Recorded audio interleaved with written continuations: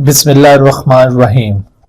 रब्बिश्रह ली सदरी व यस्सिर ली अमरी वहलुल उक़दतम मिन लिसानी यफ़क़हू क़ौली। बिस्मिल्लाहिर्रहमानिर्रहीम। अस्सलाम वालेकुम dear students, welcome in lecture number 5 of chapter 25 man and his environment.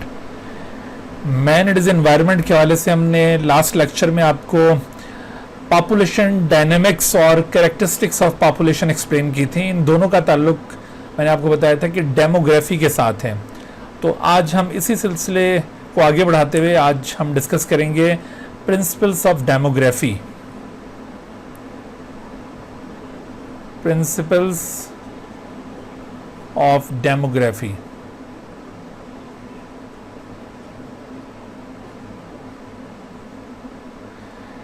Demography जैसे आपको कल भी बताया था कि this is the study of the population, या इसको आप यूं कह लें कि this is the study of the vital statistics of population.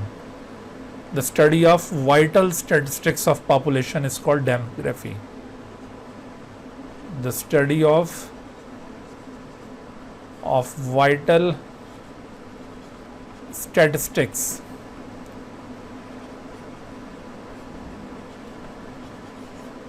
Of population. तो किसी पॉपुलेशन की वाइटल स्टैटिस्टिक्स से क्या मुराद होती है? वाइटल स्टैटिस्टिक्स का मतलब है कि जो भी उसका डाटा करंटली अवेलेबल होता है, जो उसके नंबर्स में अप्स एंड डाउन्स आ रहे होते हैं, उसको वाइटल स्टैटिस्टिक्स कहा जाता है। और साथ हम ये डेमोग्राफी में डिस्कस करते हैं कि how they change over time. The study of vital statistics of population and how they change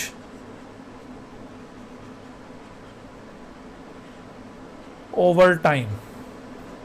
वक्त के साथ साथ इन वाइटल स्टैटिस्टिक्स में क्या चेंज आता है, and the problems related to population explosion and its effects on overall environment. इसमें हम मजीद एक्सपैंड करते हैं इसको कि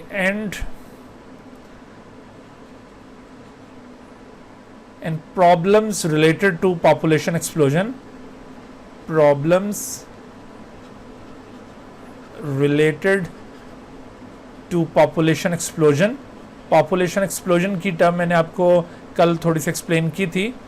population explosion का मतलब था rapid increase in the population in a specific period of time। so problems related to population explosion and its effects on overall environment, and its effects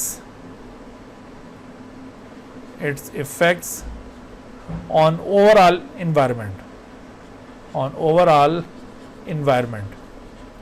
क्योंकि जैसे जैसे पॉपुलेशन के वाइटल स्टैटिस्टिक्स चेंज होंगे, या population increase हो रही होगी या डिक्रीज हो रही होगी, तो उसकी वजह से इन्वायरमेंट के ऊपर इम्पैक्ट डेवलप हो रहा होता है। पॉपुलेशन के इंक्रीज की वजह से भी और इवन डिक्रीज की वजह से भी। ज़्यादा जो मेजर इम्पैक्ट है वो पॉपुलेशन इंक्रीज की वजह से होता है, यानी पॉपुलेशन एक्सप्लोजन की वजह से। तो क्या क्या प्रॉब्लम्स अराइज होंगे पॉपुलेशन एक्सप्लोजन की वजह से, और इसका ओवरऑल इन्वायरमेंट के ऊपर क्या इम्पैक्ट होगा, इन तमाम को डेमोग्राफी के अंदर स्टडी किया जाता है। तो अगर हम ये ह्यूमन पॉपुलेशन को ऑब्जर्व करते हैं, अगर ह्यूमन पॉपुलेशन के ऊपर फोकस करें, तो हमें पता चलता है कि हर गुजरते दिन के साथ साथ each day the world population increases by over 200,000 peoples. 200,000 का मतलब क्या है? 2 लाख अफराद। ये हर दिन इजाफा हो रहा है इसका, 2 लाख अफराद का। तो अगर ये 2 लाख अफराद का हर गुजरते दिन के साथ इजाफा हो रहा है, तो उसकी वजह से क्या चीज़ अब दरकार है? यानी यूँ समझ लो कि equivalent to a new city for more than 1 million inhabitants every week. हर हफ्ते में एक ऐसा नया शहर चाहिए जिसमें तकरीबन कोई 10 लाख के करीब अफराद को बसाया जा सके, क्योंकि हर गुजरते दिन के साथ 2 लाख अफराद का इजाफा हो रहा है। ठीक है, अप्रॉक्सीमेटली। और ये फिगर्स भी बहुत पुराने हैं, अभी जो करंट फिगर्स होंगे वो इसके मुकाबले में और ज़्यादा सिवियर हो सकते हैं। तो ये तकरीबन कोई 2 लाख अफराद का इजाफा हर गुजरते दिन के साथ हो रहा है, अप्रॉक्सीमेटली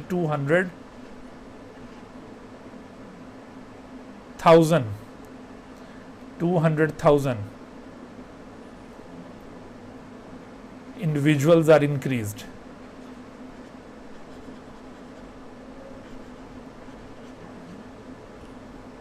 Increased per day.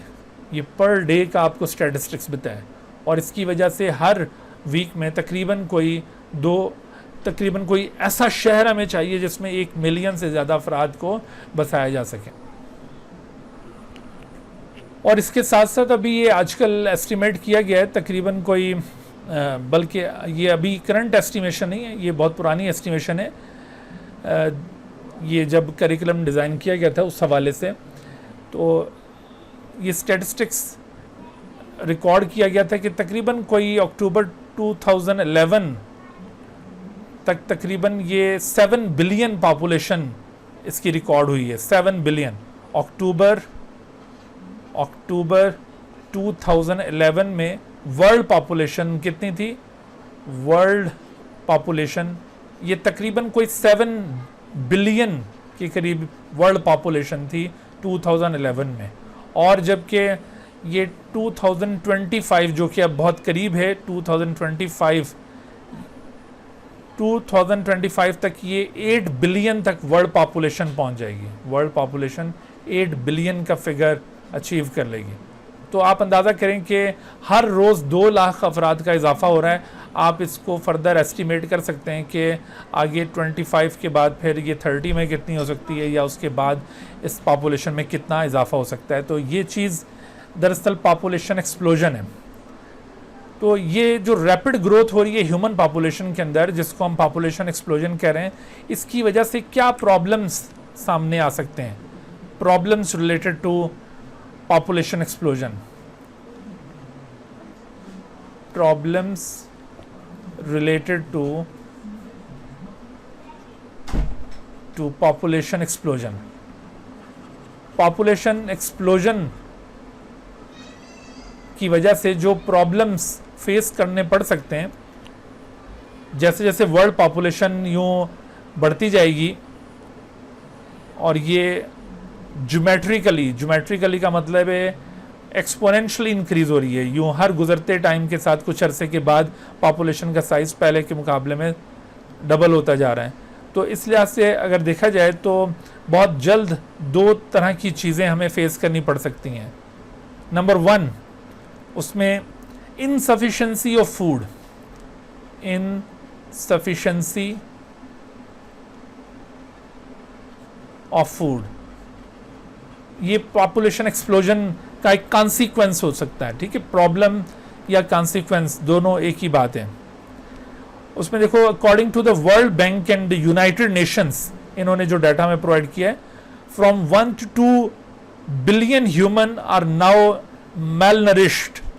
मेलनरिश्ड का मतलब है कि उनको खुराक अच्छी नहीं मिल रही, और खुराक अच्छी ना मिलने की वजह से और कम खुराक मिल रही है, ज़रूरत से कम खुराक मिल रही है, जिसकी वजह से वो मुख्तलिफ़ किस्म की न्यूट्रिशनल डिसऑर्डर्स के अंदर अरेस्ट हो रहे हैं। ठीक है, 1 to 2 billion people are malnourished।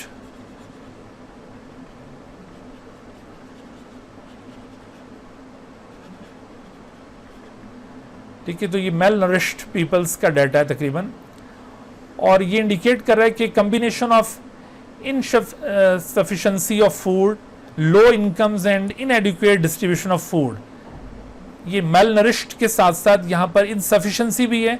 Mail nourished का मतलब है कि गैर मुनासिब किस्म की खुराक, यानी जो कि रिकमेंडेड है ह्यूमन पॉपुलेशन के लिए, जिस तरह के न्यूट्रिएंट्स खुराक के अंदर मौजूद होने चाहिए, वो अगर मौजूद ना हो तो उसको मेल नरिश्ड न्यूट्रिशन कहा जाएगा। तो मेल नरिश्ड न्यूट्रिशन ये 1 से 2 मिलियन पीपल को मिल रहा है, और उसके साथ साथ मेल नरिश्ड के साथ साथ इनसफिशेंसी ऑफ फूड भी है। इनसफिशेंसी ऑफ फूड, क्योंकि रिसोर्सेज कम है हमारे पास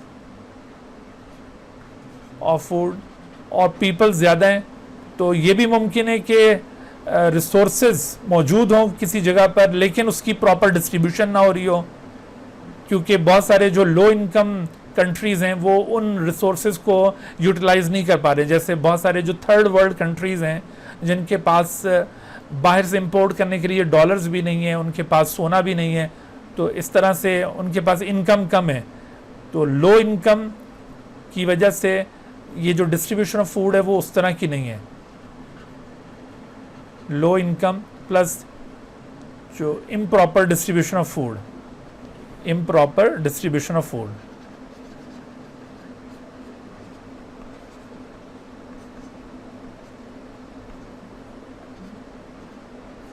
ठीक है भाई, तो ये तकरीबन पूरी दुनिया में आप अंदाज़ा करेंगे हमारी पॉपुलेशन 7 बिलियन के करीब मौजूद है, और ये 2025 तक ये 8 बिलियन हो जाएगी। इस वक्त तकरीबन 8 बिलियन के करीब आप यूँ अज्यूम कर लें। तो इस पॉपुलेशन का आप देखिए तकरीबन ये कितने परसेंट बनता है, 25% के करीब। तो 25% पोर्शन हमारी पॉपुलेशन का वो malnourished है, इनसफिशेंसी ऑफ फूड फेस कर रहा है, उनकी लो इनकम है, और इसके साथ साथ वहाँ पर इम्प्रॉपर डिस्ट्रीब्यूशन ऑफ फूड हो रही है। This is the largest number of hungry human ever recorded in the history. इससे पहले जाहिर है कि दुनिया की पॉपुलेशन पहले इतनी थी भी नहीं, तो इतना बड़ा नंबर भूखे लोगों का इससे पहले कभी रिकॉर्ड भी नहीं किया गया। तो ये एक बहुत बड़ा आप देख रहे हैं कि इम्पैक्ट डेवलप हो रहा है due to population explosion. China के हवाले से एक डाटा है कि in China about 80 million are now malnourished and hungry. अब जाहिर है चाइना की आबादी भी तो बहुत ज़्यादा है, और इसी तरह से इंडिया को अगर आप ले लें तो वहाँ पर ये malnourished और हंग्री पीपल की तादाद और ज़्यादा होगी। इवन देखें पाकिस्तान और बांग्लादेश जैसे कंट्रीज़, तो जिस कंट्री के अंदर पॉपुलेशन एक्सप्लोजन है तो वहाँ पर इत्तेफाक से रिसोर्सेज की भी बहुत कमी है। अच्छा, तो कंजप्शन ऑफ रिसोर्सेज, देखो दूसरा एक और जो प्रॉब्लम फेस करना पड़ रहा है इस पॉपुलेशन एक्सप्लोजन की वजह से, वो है consumption of resources. Consumption of resources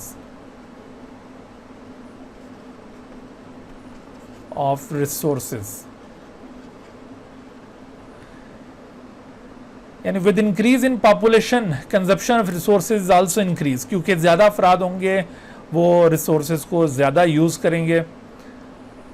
बेशक उनमें से वो लोग ज़्यादा रिसोर्सेज को यूज़ कर पाएंगे जिनके पास एडाप्टेशन होंगी, यानी इन टर्म्स ऑफ मनी वो वहाँ पर एक्सपेंडिचर कर सकेंगे, ख़र्चा कर सकेंगे और उन रिसोर्सेज को यूटिलाइज़ कर सकेंगे। बहरहाल रिसोर्सेज ये पॉपुलेशन का साइज़ बढ़ने के साथ साथ ज़्यादा यूज़ हो रहे होते हैं, और इसके साथ साथ जब ये रिसोर्सेज ज़्यादा यूज़ होंगे तो उनकी डिप्लीशन भी ज़्यादा तेज़ से होगी। जैसे आप उसकी एक मिसाल देखें कि पानी की शदीद कमी होती जा रही है, क्योंकि अफराद दुनिया में बढ़ते जा रहे हैं और उनकी ज़रूरियात को पूरा करने के लिए पानी के ज़खायर में उस तरह से इजाफ़ा नहीं हो रहा, और यही वजह है कि पूरी दुनिया में वाटर का एक बहुत बड़ा क्राइसिस डेवलप हो रहा है।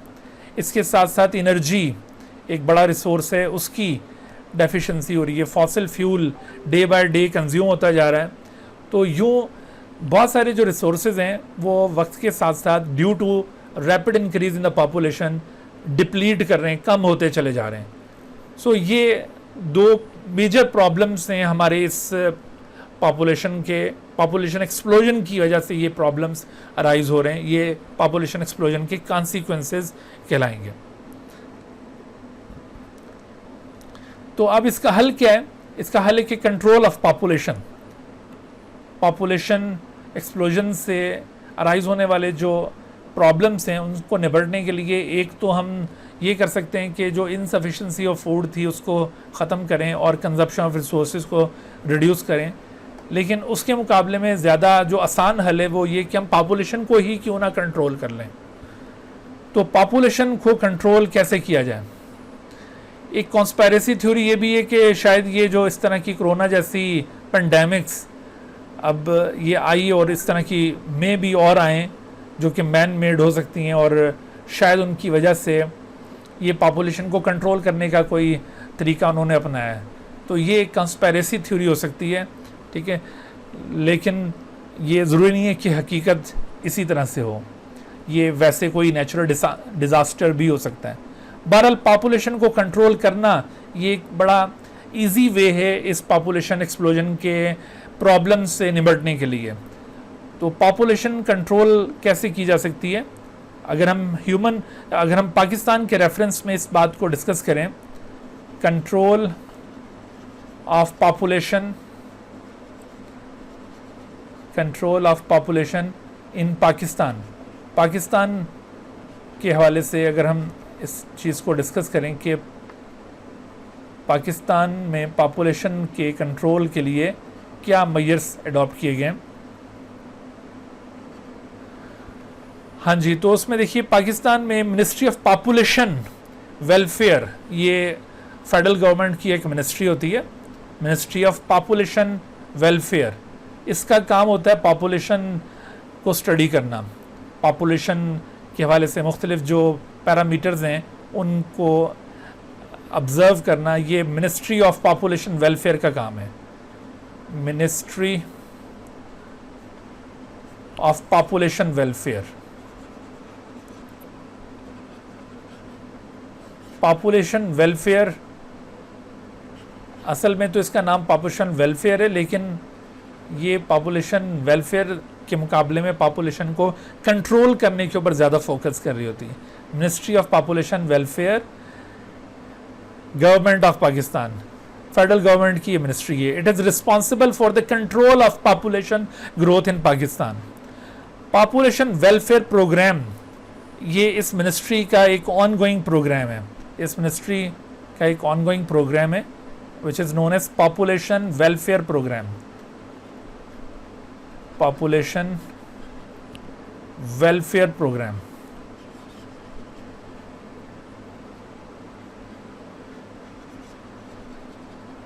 this is an ongoing program launched by the Ministry of Population। 1960 में ये प्रोग्राम लॉन्च किया गया था, यानी देखो पाकिस्तान बनने के कुछ अरसे के बाद से ये मिनिस्ट्री कायम हो गई थी और फिर ये इस तरह की स्ट्रगल शुरू कर दी गई कि पॉपुलेशन को किस तरह से कंट्रोल किया जाए, क्योंकि ये 1900 के बाद से लोगों को ये एहसास होने लग गया था कि दुनिया की पॉपुलेशन बहुत तेज़ी से अब बढ़ना शुरू हो गई है, तो इसको कंट्रोल करने के लिए मेजर्स अडॉप्ट किए जाएं। तो दूसरे कंट्रीज़ ने इन मेजर्स को ज़्यादा तेज़ी से अडॉप्ट किया और उन्होंने अपनी पॉपुलेशन को बहुत तेज़ी से कंट्रोल कर लिया। जैसे वेस्टर्न पॉपुलेशन आप देखें यूरोपियन कंट्रीज़ की, तो वहाँ पर कई एक ममालिक ऐसे हैं जहाँ पर बहुत कम अफराद हैं, लेकिन ये जो ईस्टर्न ममालिक थे जैसे पाकिस्तान, इंडिया, चाइना वगैरह, यहाँ पर ये कंट्रोल इतना जल्दी मुमकिन ना हो सका। बहरहाल ये प्रोग्राम जो पॉपुलेशन कंट्रोल के हवाले से पॉपुलेशन वेलफेयर प्रोग्राम ये 1960 में लॉन्च हुआ था और उसके बाद फिर first ever population policy Pakistan के अंदर इट वाज अनाउंस्ड ऑन 11 जुलाई 2002 में इस प्रोग्राम के तहत एक पॉपुलेशन पॉलिसी अनाउंस की गई, announcement of population policy, announcement of population policy. देखो बेटे यहाँ पर ये जितने भी आप फैक्ट्स देख रहे हैं ना, हिस्टोरिकल फैक्ट्स हैं, तो इनकी डेट्स बहुत इंपॉर्टेंट है, इनको ज़रूर याद रखना है। Announcement of population policy in Pakistan, तो पाकिस्तान के अंदर फॉर द फर्स्ट टाइम जो पॉपुलेशन पॉलिसी अनाउंस की गई है वो 2002 में आई है, 11 जुलाई 2002। और इस पॉपुलेशन पॉलिसी का काफ़ी वाइड स्कोप था। It states a commitment to reduce the incidence of unwanted fertility. Unwanted fertility यानी ऐसी जो पैदाइश होती हैं जो कि एक्सपेक्ट नहीं कर रहे होते लोग, तो उन अनवांटेड फर्टिलिटी को रिड्यूस करना और प्रमोट स्मॉल फैमिली नॉर्म्स, यानी छोटी फैमिली के जो ट्रेडिशंस हैं, रवायात, उनको प्रमोट करना, ये दरअसल इस पॉलिसी के मेन ऑब्जेक्टिव्स थे। और इसके साथ साथ 2:1 children per women, 2:1 children per women ये एक और इनका ऑब्जेक्टिव था। यानी ओवरऑल जो इसमें ऑब्जेक्टिव्स इस पॉलिसी के, उन ऑब्जेक्टिव्स में नंबर 1 ऑब्जेक्टिव आप उसमें कंसिडर करते हैं कि to reduce the incidence of unwanted fertility, to reduce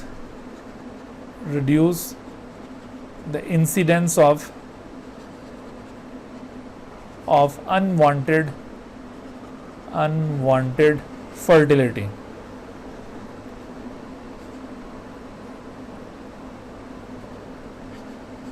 unwanted fertility को रिड्यूस करना, और इसके साथ साथ promote small family norms, to promote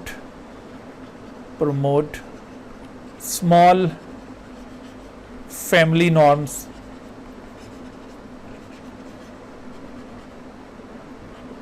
और स्मॉल फैमिली नॉर्म्स के साथ साथ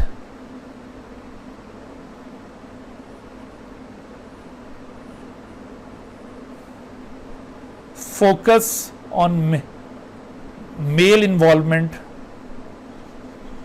फोकस ऑन मेल इन्वॉल्वमेंट।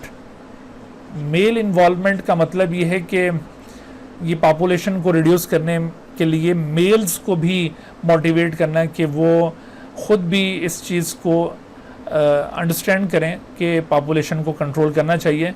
तो इस वजह से फोकस ऑन मेल इन्वॉल्वमेंट ये भी एक ऑब्जेक्टिव था। और ये जो इसका ओवरऑल जो ऑब्जेक्टिव है इसका, stabilisation replacement level to the fertility rate 2:1 children per women, इसको कहते हैं stabilisation replacement level. Stabilisation replacement level. Stabilisation replacement level का मतलब यह है कि a total fertility rate of a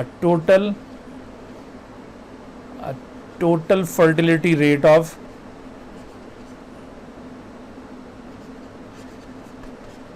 rate of 2:1 children per woman, children per woman।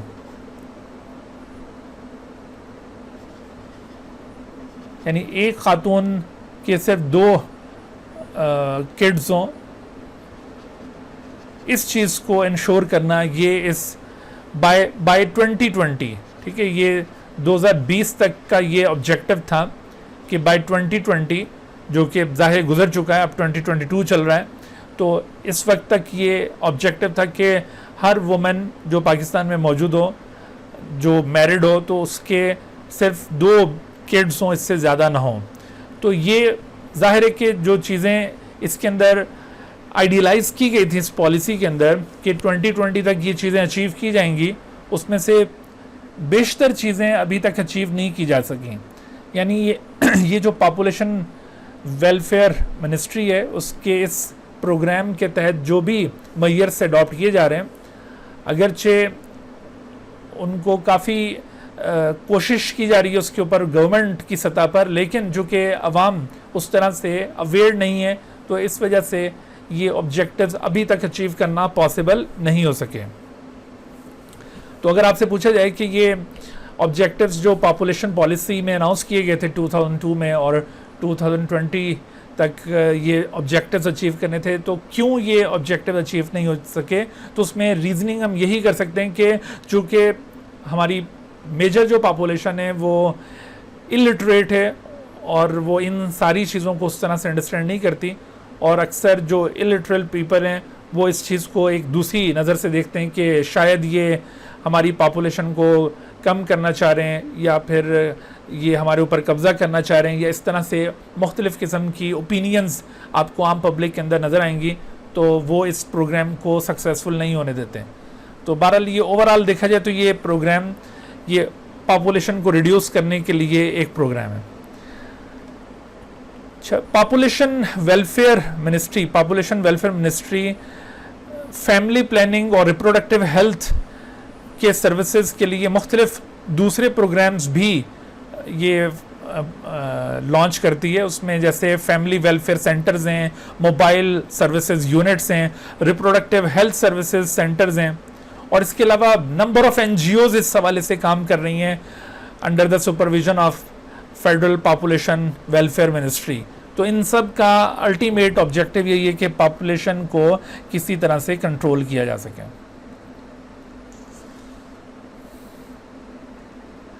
जी, तो ये था डेमोग्राफी के हवाले से कुछ डाटा जो कि आपसे शेयर किया, और इसके हवाले से जो एक्सपर्ट्स हैं वो किस तरह पॉपुलेशन को कंट्रोल करने के लिए मेजर्स अडॉप्ट कर रहे हैं, उस हवाले से आपको मैंने ब्रीफ किया है। अच्छा, उसके बाद अब जो अगला टॉपिक है हमारा इस चैप्टर का, वो है ह्यूमन इम्पैक्ट्स ऑन इन्वायरमेंट। अगरचे ये जो पॉपुलेशन एक्सप्लोजन है ये भी एक ह्यूमन इम्पैक्ट है इन्वायरमेंट के ऊपर, लेकिन अब इस पॉपुलेशन एक्सप्लोजन की वजह से ही जो आपने प्रॉब्लम्स देखे थे उन्हीं से रिलेटेड अब ये कुछ और बातें करेंगे हम। Human impacts on environment.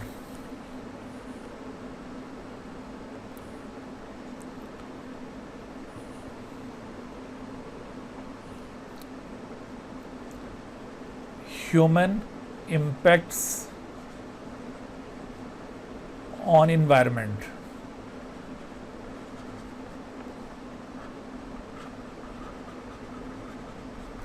हाँ जी, ह्यूमन इम्पैक्ट ऑन इन्वायरमेंट,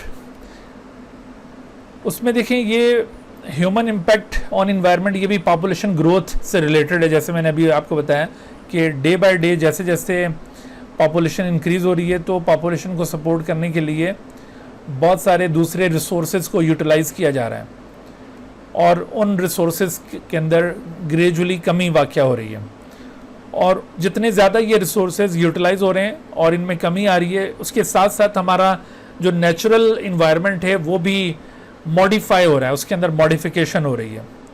तो ये इस तरह के इम्पैक्ट्स हैं ह्यूमन के जो कि इन्वायरमेंट के ऊपर डेवलप हो रहे हैं।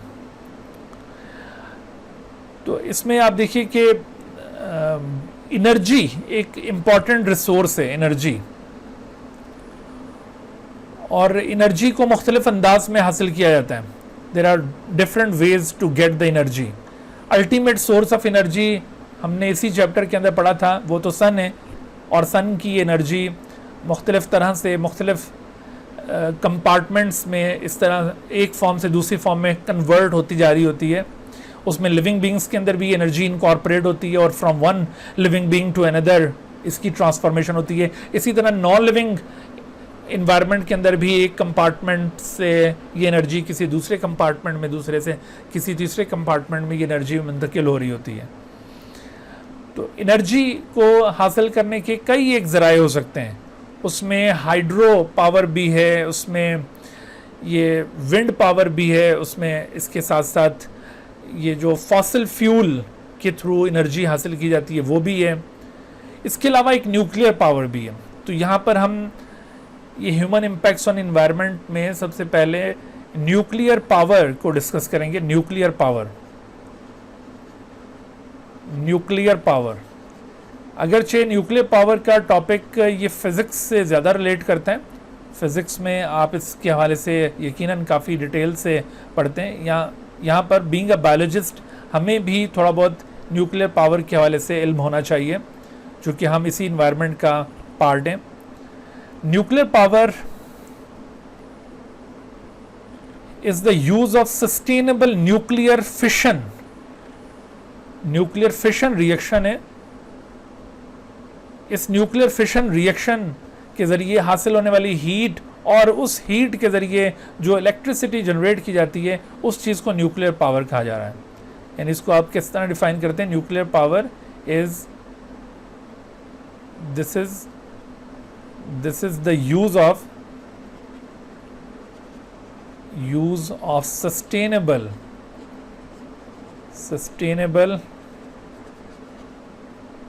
nuclear fission reaction, sustainable nuclear fission reaction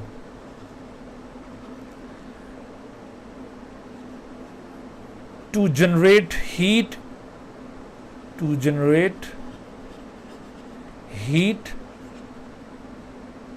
और उस हीट से अल्टीमेटली इलेक्ट्रिसिटी जनरेट की जाती है, electricity.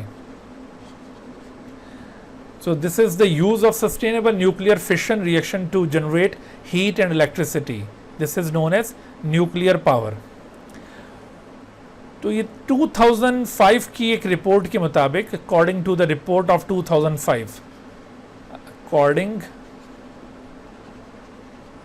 To a report of 2005, ये बहुत पुरानी बात बता रहे हैं, 2005 की एक रिपोर्ट के मुताबिक न्यूक्लियर पावर, इसका जो कंट्रीब्यूशन था वो 6.3% of world's energy. Nuclear power, इस न्यूक्लियर पावर की वजह से न्यूक्लियर पावर ने 6.3% ऑफ वर्ल्ड्स एनर्जी, जो टोटल एनर्जी है वर्ल्ड्स एनर्जी, उसके अंदर इसने कंट्रीब्यूट किया न्यूक्लियर पावर ने तकरीबन 6.3%. और जबकि ओवरऑल जो इलेक्ट्रिसिटी है, वर्ल्ड्स इलेक्ट्रिसिटी, उसका 15% न्यूक्लियर पावर से हासिल हुआ है. 15% ऑफ वर्ल्ड्स इलेक्ट्रिसिटी,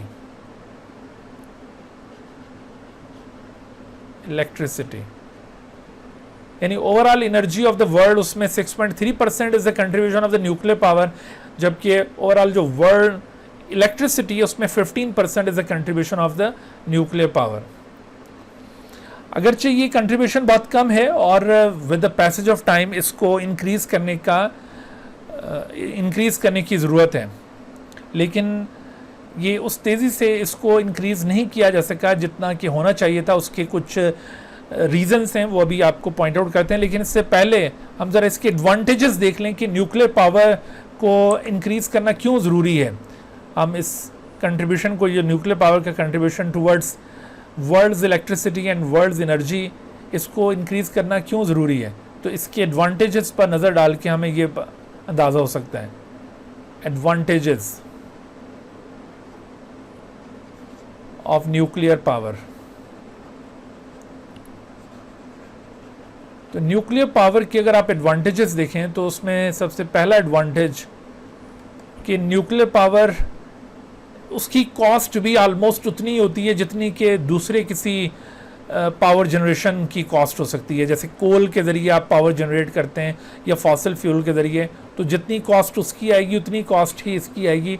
तो इस तरह ये कोई ऐसा नहीं है कि बहुत ही कॉस्ट इनफेक्टिव किस्म का प्रोसेस हो, कि बहुत ज़्यादा महंगा प्रोसेस है तो हम इसको नहीं लगा सकते. तो ये एक किस्म का कॉस्ट इफेक्टिव प्रोसेस है. इसमें पहला पॉइंट ये कह सकते हैं कि cost effective.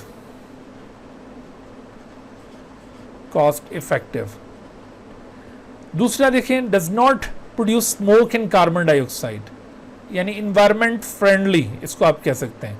Environment friendly. Environment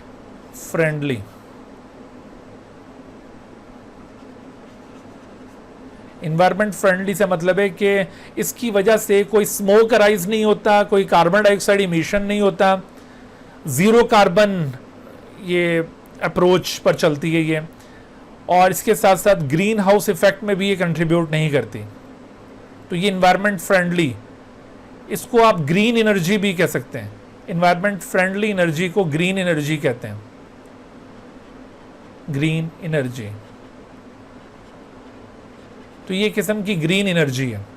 green energy का सिर्फ ये मतलब नहीं है कि कोई जो लिविंग बींग से एनर्जी ऑब्टेन की जा रही वो ग्रीन एनर्जी, बल्कि जो इन्वायरमेंट फ्रेंडली एनर्जी होगी, जैसे विंड पावर आप ले लें, विंड के ज़रिए जो आप, या even hydro electric power is also a kind of green energy, क्योंकि उससे भी कोई स्मोक जनरेट नहीं होता, उससे भी कोई इस तरह का इफेक्ट नहीं आता. तो ये ग्रीन एनर्जी है. And produce huge amount of energy from small amount of fuel. Require less fuel to produce more energy. Require less fuel, इसके लिए जो न्यूक्लियर फ्यूल रिक्वायर्ड होता है, that fuel is very much less, required less fuel to generate huge energy. Generate huge energy, ये इसका एक बड़ा benefit है कि इसके लिए बहुत ज़्यादा रॉ मटेरियल नहीं चाहिए होगा। Huge energy. अच्छा, इसके साथ साथ produces small amount of waste, जो वेस्ट से राइज होगा वो बहुत कम मिकदार में होगा। Produce small amount of waste, ये एक और इसके साथ साथ ये काफ़ी रिलायबल है। This energy is very much reliable.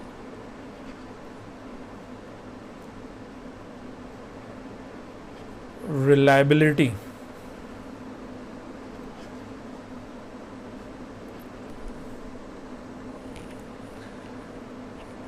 तो अब आप इसके डिसएडवांटेजेस देखिए। डिसएडवांटेजेस जिसकी वजह से आपको ये बताया कि इतना ज़्यादा इसका कंट्रीब्यूशन वर्ल्ड एनर्जी और इलेक्ट्रिसिटी में नहीं है, तो ड्यू टू दोज डिसएडवांटेजेस। तो as far as disadvantages of nuclear power are concern, तो उन डिसएडवांटेजेस में एक चीज़ आप इसमें इंडिकेट कर सकते हैं, surety of the safe operation. Surety of the safe operation, ये एक बड़ा मेजर इशू है। Surety of safe operation, of safe operation, यानी इसका मतलब ये है कि to achieve optimum safety, maximum जो सेफ्टी हासिल करने के लिए इन nuclear power plants, prevention and monitoring and actions ये रिक्वायर्ड होते हैं। यानी to mitigate the consequences of the failure, इसका जो फेलियर है ना उसको कम करने के लिए यहां पर कुछ मेजर्स रिक्वायर्ड होंगे, such as high quality design and construction, कि जो न्यूक्लियर पावर प्लांट बनाया जाता है उस पावर प्लांट में बहुत हाई क्वालिटी का डिज़ाइन और कंस्ट्रक्शन रिक्वायर्ड है। यानी इंजीनियरिंग की एक बहुत ज़्यादा सलाहियत यहाँ पे रिक्वायर्ड होती है कि हर कोई कंट्री इस तरह से न्यूक्लियर पावर प्लांट अपने जगह अपने कंट्री के अंदर स्टैब्लिश नहीं कर सकता। यानी ये इस तरह कोई आम सी फैक्ट्री नहीं है कि कोई भी वो फैक्ट्री के लिए मशीनरी खुद बना ले या कहीं से मंगवा ले या इंटरनेट पर देख कर उसको तो वो इस तरह से अपनी इंडस्ट्री लगा ले, ऐसा नहीं है ये। तो इसके लिए बड़ी एक्सपर्टीज़ की ज़रूरत होती है and high quality of design construction is required. Comprehensive monitoring and regular testing to detect equipment operator failure. जब ये प्लांट लगा लिया जाता है तो वहाँ पर फिर लगातार इसकी मॉनिटरिंग की ज़रूरत है ताकि उसके ऑपरेशन के दौरान किसी किस्म का जो फेलियर आने का खदशा है उसको ओवरकम किया जा सके, उसको रिड्यूस किया जा सके। And prevention of significant radio active releases, ऐसा ना हो कि वो जो प्लांट है उसमें से जो वेस्ट है उसका ज़्यादा अखराज शुरू हो जाए, रेडियो एक्टिव वेस्ट जो अराइज होती हैं तो उसका सिग्निफिकेंट जो रिलीज़ है उसको रिड्यूस करना, उसको प्रिवेंट करना, ये भी ज़रूरी होता है। तो ये surety of the safe operation से रिलेटेड चीज़ें हैं जिनको इंश्योर करना ज़रूरी होता है, जिसकी वजह से न्यूक्लियर पावर स्टेशंस बहुत ज़्यादा ये तेज़ी से फ्लरिश नहीं कर पा रहे। तो जिनके पास ये टेक्नोलॉजी है and Pakistan is one of them, बहुत कम कंट्रीज़ हैं जिनके पास इस तरह से न्यूक्लियर टेक्नोलॉजी मौजूद है और वो उसको यूटिलाइज़ कर रहे हैं इन पर्पसेस के लिए। इसके साथ साथ safe disposal of the waste, safe disposal of waste. जो वेस्ट जनरेट होता है अगरचे वो वेस्ट बहुत कम क्वांटिटी में, लेकिन उसका सेफ डिस्पोजल, क्योंकि वो वेस्ट दरअसल रेडियो एक्टिव वेस्ट होता है, रेडियो एक्टिव वेस्ट। तो उस रेडियो एक्टिव वेस्ट को ठिकाने लगाने के लिए, उसको प्रॉपरली डिस्पोज ऑफ करने के लिए प्रॉपर मेजर्स की ज़रूरत है। Nuclear waste is a cause of concern because it is not biodegradable. आप ऐसा नहीं है इसको ओपन इस तरह से छोड़ दें और आप अज्यूम करें कि थोड़े अरसे के बाद ये खुद ही बैक्टीरिया वगैरह इसको खा पी जाएंगे, ऐसा नहीं है, ये बायोडिग्रेडेबल नहीं है, and it does not decompose naturally under the effect of the atmosphere. Secondly, it causes a number of health hazards for anyone who come into contact with the radiation from this waste, क्योंकि ये radiations emit करता है waste, और ये radiations high energy radiations होती हैं, और अगर कोई लिविंग बीइंग इसके कांटेक्ट में आएगा तो सीरियस किस्म के हेल्थ इश्यूज हो सकते हैं. So therefore some save measures should be used to for disposal of the nuclear waste, which may include deep ocean disposal, बाज़ बहुत गहरे समंदर में उनको डिस्पोज ऑफ किया जाता है, या डीप जियोलॉजिकल बरियल, या ज़मीन को बहुत गहराई तक खोद कर उसके अंदर इसको दफन कर दिया जाता है, या न्यूक्लियर वेस्ट रिसाइकलिंग का भी प्रोसेस होता है कि उस वेस्ट को रिसाइकल किया जाए, and reprocessing and solidification processes, यानी उस वेस्ट को किसी और यूज़फुल फॉर्म में कन्वर्ट करके उसको यूटिलाइज़ किया जाए किसी और जगह पर. तो इस तरह से उस वेस्ट को डिस्पोज ऑफ करना, और इसके अंदर भी ज़ाहिर है कि बहुत उम्दा किस्म की महारत दरकार होती है, जो कि हर एक के बस की बात नहीं है. इस वजह से भी ये न्यूक्लियर पावर स्टेशंस इतने ज़्यादा फ्लरिश नहीं कर रहे, और इनका contribution towards world electricity and energy बहुत कम है. अच्छा, इस हवाले से न्यूक्लियर पावर के हवाले से एक हिस्टोरिकल इंसिडेंट है, बहुत पुराना इंसिडेंट भी नहीं है, ये 1986 का इंसिडेंट है. चेरनोबिल न्यूक्लियर पावर इंसिडेंस इसको कहा जाता है. चेरनोबिल या शर्नोबिल, ये मुख्तलिफ तरह से इसको प्रोनाउंस किया जाता है.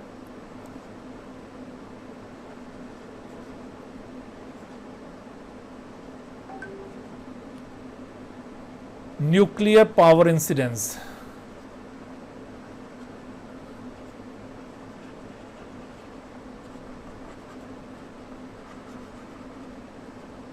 चेरनोबिल न्यूक्लियर पावर इंसिडेंस, दरअसल ये यूक्रेन का इलाका जो आजकल ख़बरों की जीनत बना हुआ है रशियन अटैक की वजह से. यूक्रेन ये किसी ज़माने में रशिया का ही पार्ट था, जो USSR था, उसका ये हिस्सा था, जिसके टूटने के बाद फिर बहुत सारी स्टेट्स डेवलप हुई जिसमें ये यूक्रेन भी है.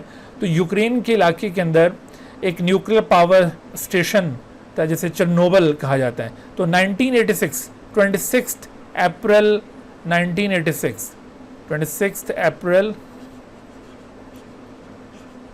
1986 को ये जो चेरनोबिल न्यूक्लियर पावर स्टेशन है, यहाँ पर एक एक्सप्लोजन हुआ, and fire released large quantities of radio active contamination into the atmosphere.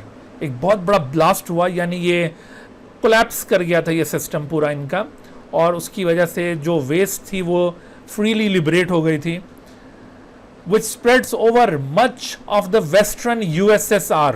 ये जो USSR रशिया का पुराना नाम है ये, जिसके अंदर बहुत सारी ये यूरोपियन स्टेट्स भी इंक्लूडेड थी, और ये जो ऊपर उज़्बेकिस्तान और कज़ाकिस्तान और ये इस तरह की स्टेट्स हैं, ये भी इसी USSR का हिस्सा थी. तो कहते हैं कि ये जो इसकी वेस्ट थी वो काफ़ी बड़े एरिया के अंदर spread हो गई, western USSR in Europe. Approximately over 500,000 workers were affected apart from the 57 direct deaths. कितने लोग वहाँ पर डायरेक्टली अफेक्ट हुए? 500,000 पीपल. ये तो लोग हैं वो जो अफेक्ट हुए हैं उस जगह पर, वर्कर्स थे जो काम कर रहे थे, वर्कर्स ये अफेक्ट हुए, और इसके साथ साथ 57 उस वक्त डायरेक्ट डेथ्स रिकॉर्ड हुई थी. लेकिन जो लोग ज़िंदा बच भी गए थे तो उनमें सीरियस किस्म के हेल्थ हैज़र्ड्स डेवलप हुए, और काफ़ी अरसे तक जिस जिस जगह पर वेस्ट की कंटामिनेशन रही वहाँ पर इस तरह के इश्यूज़ डेवलप होते रहे. अच्छा, तो United nation scientific committee on effects of atomic radiation predicted in 2005 that up to 4,000 additional cancer deaths related to the accident would appear among 600,000 persons receiving more significant exposure. यानी उसके बाद भी 2005 में United Nations की एक committee बनी हुई है जिसने ये रिपोर्ट जारी की कि एडिशनल 600,000 कोई और मज़ीद 6 लाख अफराद भी अफेक्ट हुए और उसके साथ साथ 4,000 कैंसरस डेथ्स रिकॉर्ड हुई हैं। और ये एक्सपेक्ट किया जा रहा है कि ये कैंसर भी उसी एक्सीडेंट का नतीजा है, जो वेस्ट रिलीज़ हुई थी और उस वेस्ट के साथ जो लोग एक्सपोज हुए होंगे उनके अंदर ये कैंसर डेवलप हुआ। तो ये एक historical event nuclear power plant जो चेरनोबिल यूक्रेन के अंदर वाक़ है उससे रिलेटेड है। तो इसी वजह से ये न्यूक्लियर पावर इतनी ज़्यादा फ्लरिश नहीं हो सकी, इसमें इस तरह के कुछ इश्यूज़ हैं। बहरहाल ये वैसे एक इन्वायरमेंट फ्रेंडली एनर्जी ज़रूर है। ठीक है भाई, तो ये आज का था हमारा लेक्चर। इंशाल्लाह फिर हम नेक्स्ट लेक्चर के अंदर ह्यूमन इम्पैक्ट ऑन इन्वायरमेंट इसको फर्दर कंटिन्यू करते हुए कुछ और मेजर इन्वायरमेंटल इश्यूज ऑब्जर्व करेंगे जो ह्यूमन पॉपुलेशन ग्रोथ के साथ कंसर्न है। जैसे जैसे हमारी एक्टिविटी अर्थ के ऊपर बढ़ रही है उसके साथ वो प्रॉब्लम्स रिलेटेड हैं, उनका जिक्र हम नेक्स्ट लेक्चर में करेंगे। ओके जी, अल्लाह हाफिज़। Dear viewers, thank you for watching this video. If you have not subscribed this channel, kindly subscribe it and also press the bell icon below so that you could be notified about any new video lecture from Biology Guardian. And also do not hesitate to ask any question regarding this lecture. My contacts are shown on the screen. Thank you once again.